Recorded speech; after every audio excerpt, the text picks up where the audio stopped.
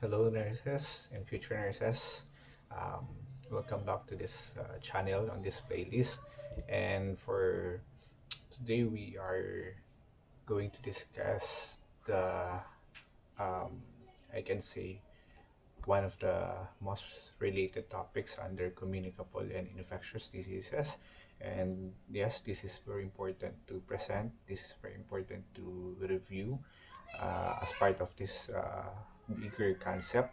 And I am talking about immunity and immunization. And if you happen to browse on this channel, I have already discussed this as part of the concept also of community health nursing or primary health care when I discussed the vaccines, the childhood immunizations, where vaccines were introduced, the side effects were introduced, and the other elements of the immunization program in the Philippines was presented. Okay, so this will be a short one. This is just a short. This is sort of a review for you. Okay. So when we say immunization, uh, it has I will be introducing it with these two terms. First is immunity, okay? And when we say immunity, is a condition of being secure against any particular disease. In this case, we are talking about communicable diseases. We're talking about um, infectious diseases. And the resistance of an individual against a disease is also uh, called immunity. So it is the human body having the ability to resist almost all types of organisms or its toxins that tends to damage or to destroy or cause problems or infection in the tissues and organs. And when we say immunization, it's the induction or introduction of specific protective antibodies in a susceptible person or animal. But for this case, we're going to focus on humans or the production of cellular immunity in such person or animals. And I will not be discussing the whole concept of immunity and or immune system in this presentation. I'll be focusing on some short topics only.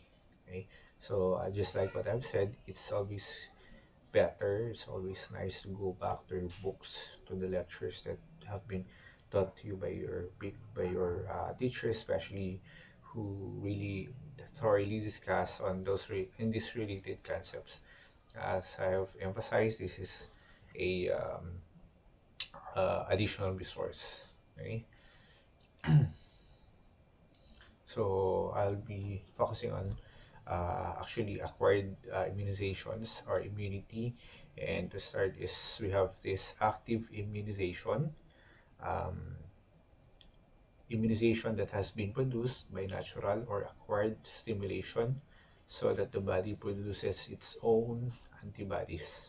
Okay, so the immune defense, the immunity is developed by the person's own body, and this immunity lasts many years or even a lifetime. Okay, so I'll be giving some examples later. Then the next one is passive immunity.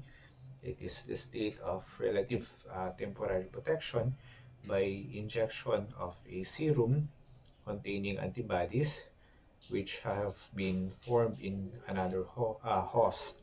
Okay, so or another host. Okay, so temporary immunity is from another source that has been developed immunity through previous disease or immunization. Okay, but again, the source is from another person. It is usually used in emergencies to provide immediate short-acting immunity, but it is used for high risk cases. So when you say passive immunity, It's usually shorter in action, but rapid. Okay, against or versus active immunity, which is long acting. Okay, though it's gradual in um, action. Okay, it is longer in duration. So that is active and passive. I'll dwell more later. Okay. So when you say passive immunity, it's a state again of relatively temporary protection by injection. So um, it can be from examples are immune globulins, specific immune globulins, human immune system, serum globulins, or even anti-serum and antitoxins. So we have here an illustration of acquired adaptive immunity. And this is what I will be focusing on this presentation in relation to communicable and infectious diseases. So as you can see, it is divided in two major classifications. We have active immunity and passive immunity, which I have introduced in my previous slides. Active immunity is an immunity provided by the individual's own immune system, and passive immunity is an immunity transferred from another person or an animal or source. Okay? And further, it is divided into two classifications. Okay? So when you say active immunity, it has natural and artificial. Likewise with passive immunity, natural and artificial. So when you say active natural immunity, it refers to antigens which are introduced through natural exposure. Okay, so when you say natural exposure, it can be your own experience of the disease or exposure from the disease. Okay, and when you say active artificial, these are antigens deliberately or judgely, right, with right judgment, introduced in a vaccine. So examples here are the childhood immunizations, childhood vaccines, or even the vaccines which will be created later for the pandemic. Then we have passive immunity. Immunity is transferred from another person or an animal. So it has again two subclassifications. We have passive natural or other references natural passive immunity.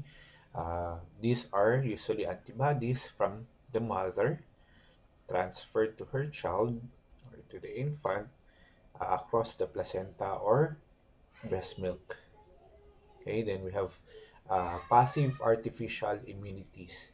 Okay, these are antibodies produced by another person or an animal that are usually injected.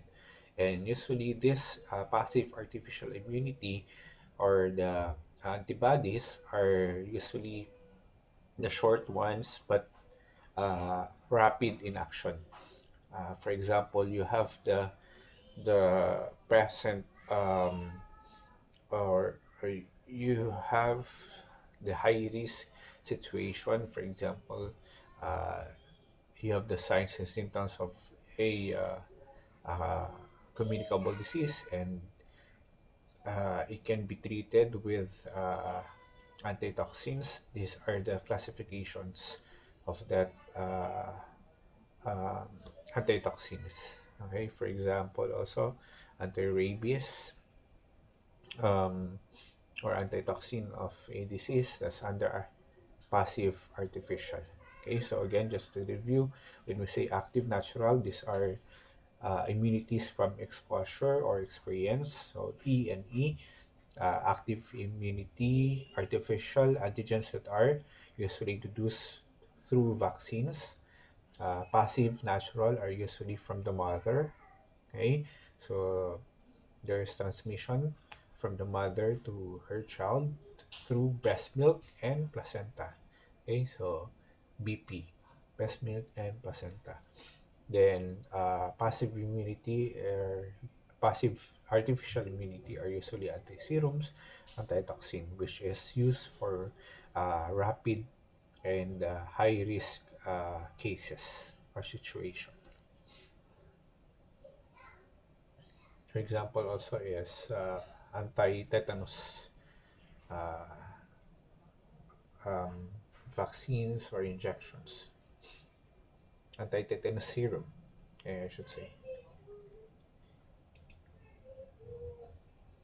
Then just to add, we have here antibodies, okay?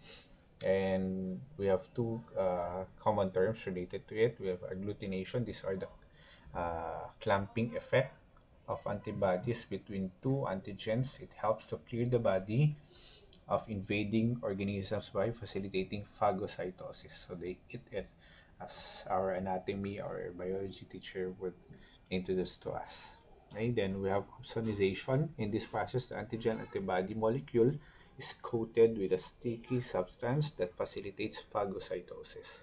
Okay, so in this case, in this introduction, I would suggest you to go back to your biology, to your microbiology, and even anatomy, um, to dwell more on this topic. Okay. So let's try to review the different antibodies. We have uh, IgG, which is 75%, appears in serum and tissues.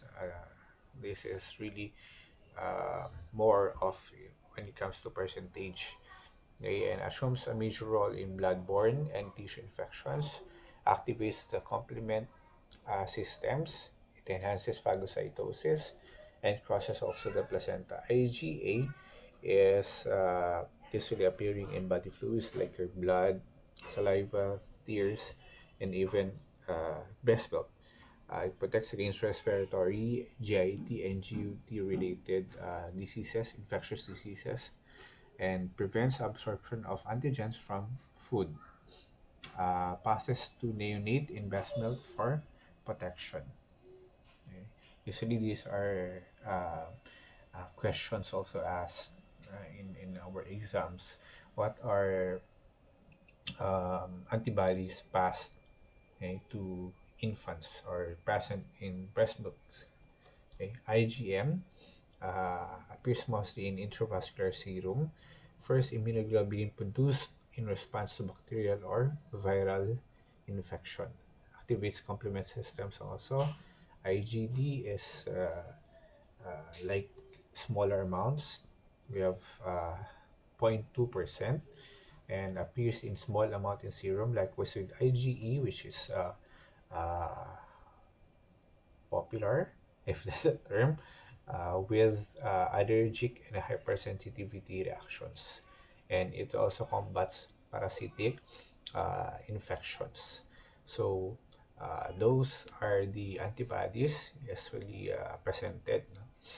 Um, we have again IgG, which is crossing the placenta. Uh, it has a phagocytic effect, usually found in or uh, has major roles in bloodborne and tissue infections.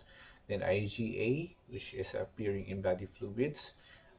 It protects effectively against respiratory, GIT, GUT related infections, and also passes the neonate uh, passes uh, to neonate through breast milk and for protection.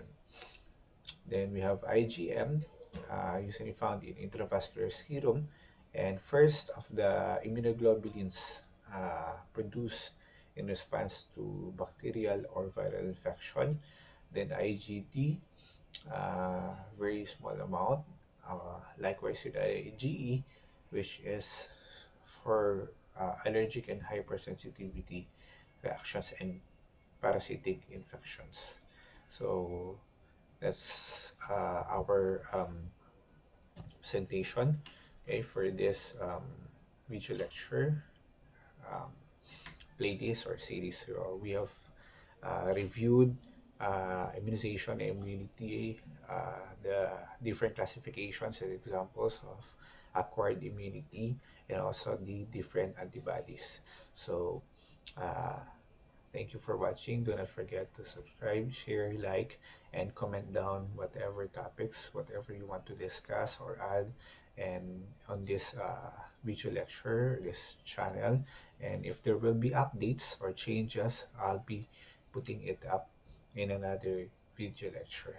Okay, so this is your email, Sir One, or your online nursing educator. God bless future nurses, our future frontliners, future health workers. So see you in the next video lecture. Thank you.